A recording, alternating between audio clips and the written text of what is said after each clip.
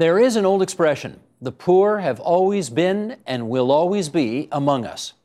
Poverty advocates despise that expression because they think it's society's way of excusing inaction in fighting poverty. Count Joey Edwardh, Executive Director from Community Development Halton, in that camp. She says we must and can tackle poverty, and she joins us now. It's good to have you here in our studio.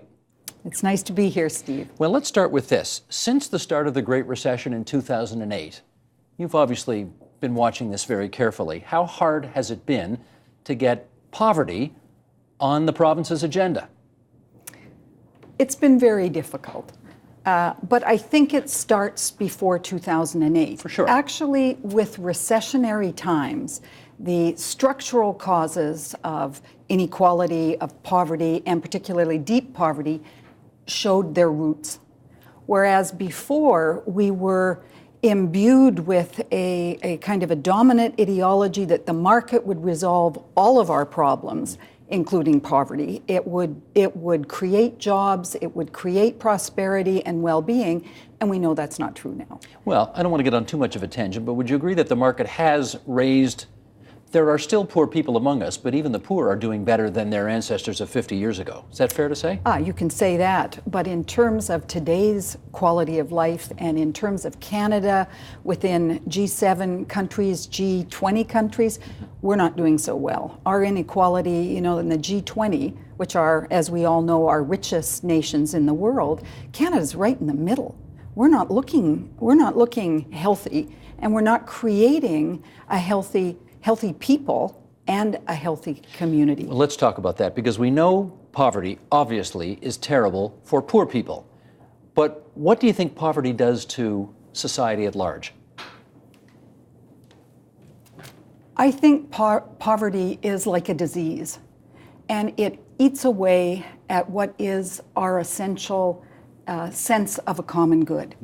And as we polarize a society, and in Canada and in Ontario and in the community that I work in, we've allowed deep poverty to exist, or deep inequality, which would be those on social assistance, or what some of us commonly call welfare.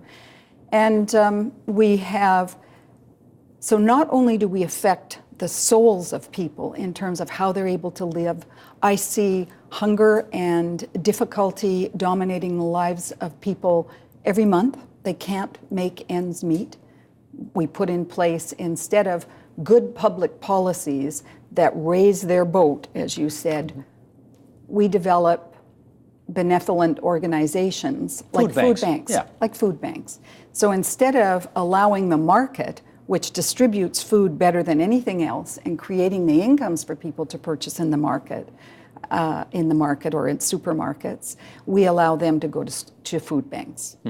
Let me get your view on the approach that much of the world seems to be taking today, as opposed to during the teeth of the Great Recession, where you'll recall governments primed the pump as never before, went deeply into deficit in order to protect people from the ravages of that recession.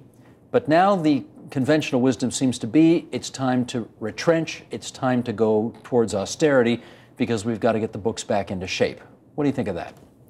Well, I don't think we've left austerity. I think since the 80s, and we have been dominated by a kind of what political scientists would call neoliberalism or neoconservatism. What I see in community, deep in community, is this neoconservatism removing our investment in community.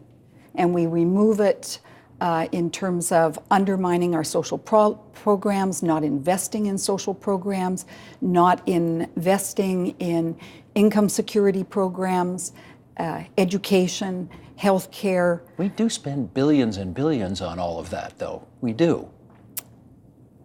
Well, I think the issue is, how do we spend? Why do we spend?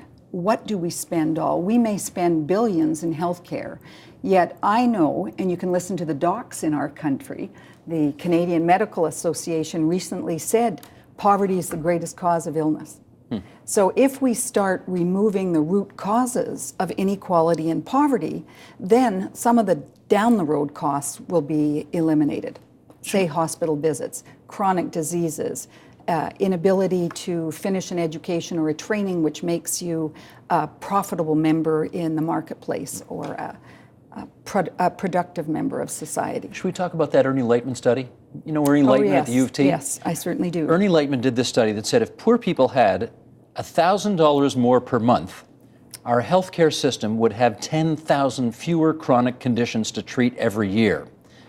And the question is, do we have a political system that, I mean, it does require a certain amount of dexterity to be able to put that money in up front so that you save a lot more money at the end of the day. Can we do that? That's a really good question. And I agree with Ernie and the work that they've done. What I have not seen in our society is the political will to look at the structural causes of inequality and deep poverty, people on social assistance, and say, hey, we don't need this. The social costs down the road are far greater than the costs that we have right now.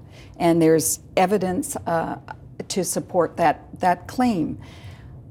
I am very concerned that evidence is not the basis of the decisions that people make, that people don't listen to the evidence. We've got international evidence, local evidence, provincial evidence, Canadian evidence. And so I ask myself, why don't we see? Many of my colleagues say, Joey, if we can only educate people, if we can only have conversations across all sectors, and people will understand that we must move on poverty eradication.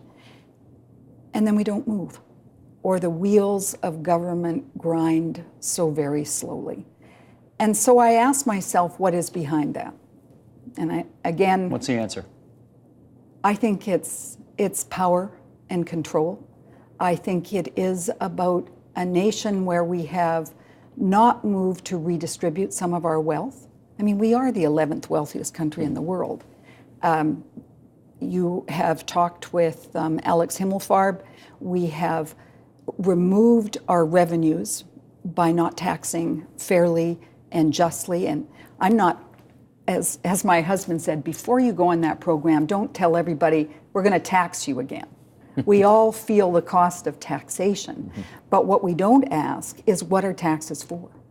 And taxes are for to end inequality and injustice and create those stepping stones that make a society prosperous for everybody, not just a few, for everybody. Okay, and to that, well, mind you, let me just come back at this. There's two bits of evidence here. There's the evidence we just talked about, where if you put more in up front, you're going to get a big savings down the road. Yes. But politicians get elected up front. They don't get elected 10 years from now. So that's a problem, right? How do you get people to focus on 10 years from now when they're not sure they're going to have jobs 2 months from now? We might be into an election. They might be out of work by then. I'll answer your question from the back to the beginning. As I walk in community and work in community, I remain astounded at the generosity of people, the really extraordinary, ordinary people that move to create local infrastructure, that debate good ideas. And there seems to be a major disconnect between these people and the vision, or perhaps lack of vision, of our politicians. So maybe we're not asking, and that's not all politicians, but it's many. So maybe as a people, we're not asking hard enough questions. Maybe our vision of where we want our communities to go aren't being discussed broadly, and we aren't able to really decide where do we want to go. But there is evidence that most Canadians do support what I will call a type of poverty agenda, that people on social assistance should not be living in deep poverty, that people working full-time, full year should earn a wage where they live outside of poverty. Most Canadians don't have a problem with that. There's all sorts of rumors that there's going to be something in the budget for social assistance recipients, first increase of significance in a long time. You know anything about that? No, I don't have any special, I'm not a fly on the wall in any of those meetings. I can tell you that I'm part of a network of people across this province, communities in the north, the south, the east, and the west. And we have advocated and asked for a consideration of an increase of $100 a month, which is a food supplement. So very simply, that people that live on social assistance are not hungry. This is what Francis Lincoln and Munir Sheikh recommended in their And task force report of a couple of years ago. I like to think that they picked that up, yes. Yes. No, I'm sure they got the idea from you. And this network of organizations, agencies, grassroots groups across the province. So I would be very hopeful, because people truly do live in deep poverty. Didn't make the first suffer. budget. No, it didn't, and they suffer. They suffer. They're hungry, and this is Ontario. They're hungry. Here's the thing. The middle class is already feeling pretty overstressed, right? The middle class thinks that, I don't want to speak for them, but the Great Recession was pretty tough on a lot of people who consider themselves middle class, and we know that it's shrinking. Can you blame politicians for thinking that's where we've really got to focus our efforts? For two reasons. Number one, their lifestyles have changed the most, and number two, they actually vote. Poor people don't vote in numbers commensurate to the proportion of the population that they have. So can we be too tough on politicians for focusing on the middle class as opposed to the poorer among us? Well, I'm going to be tough on politicians, because they're our leaders, and I expect vision, and I would hope that we will find that in the elections that we face. The middle class, any kind of poverty reduction, and we being those across this province, have advocated for income security measures, which I've briefly touched on, vibrant neighborhoods and vibrant communities. That's essential to the middle class. What does that mean? Vibrant communities. It means investments in education, investments in parklands and recreation for children. It means looking at places where your elderly mom can feel comfortable living. It's about affordable housing. It's about access to decent housing and decent transportation, so your children or your elderly parents or yourself can move across the community. So that's essential. And then the other pillar of a major poverty reduction is a prosperous economy. An economy that generates jobs, that pays wages by which we can all live, benefits. If you raise taxes on the job creators too much, do you run the risk of not having that good economy that you want and need for those at the bottom end? The International Monetary Fund, not my favorite research institute. I lived and worked in Latin America when they brought in structural adjustments, so I've seen some of the ends of their thinking. But they recently have said, hey, it's not working. This is not working. Mm-hmm. We need to invest in infrastructure and education to create jobs. So the austerity and the lack of investment at this time is not good for prosperous economies and the well-being of people and the social cohesion and of our communities. Social relations, social capital. Do you think they took that position for the first time ever because they have a woman at the head of the IMF for the first time ever? Think there's a coincidence there? I think women are compassionate and intelligent, and when you bring the compassion and intelligence together, that may have driven it, although I'm not convinced with the International Monetary Fund.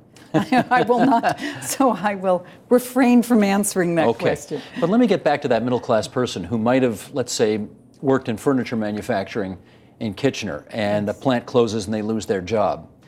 And at the moment, they're really struggling to keep their head above water, and they're hearing that the province may be increasing social assistance recipients' monthly payments by 3%.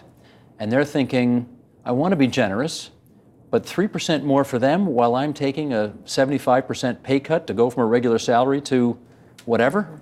Maybe he's working at a McDonald's now, a much worse job than he had before. How do you make that sale?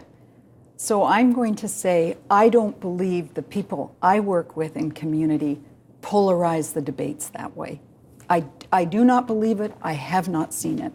Again, I would reiterate, people living on social assistance live with hunger and true difficulties over a month. People, I go back to that other pillar of a poverty eradication set of policies, and that's the economy and jobs. And within that would be a return to employment benefits, not the EI program that we have today, but the one that was actually put in place to help people as they transition from one workplace to the other. The other is, if the kind of work that you've worked on is no longer going to exist, how do you retool?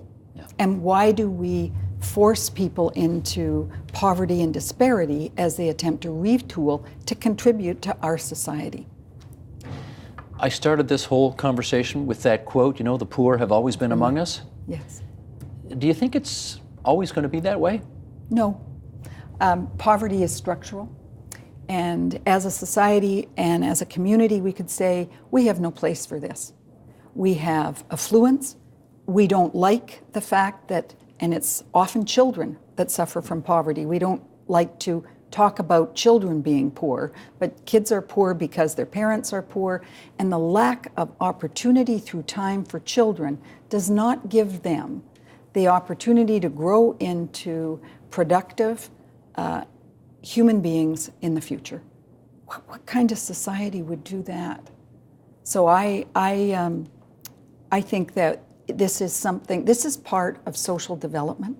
This is part of creativity in our communities. This is part of fairness and equity. And we know that societies, communities that are more equitable are simply better off. That's Joey Edwardh, Executive Director of Community Development, Halton. Good of you to come into TVO tonight, Joey. Good to have you here. Thank you. Support Ontario's public television. Donate at tvo.org.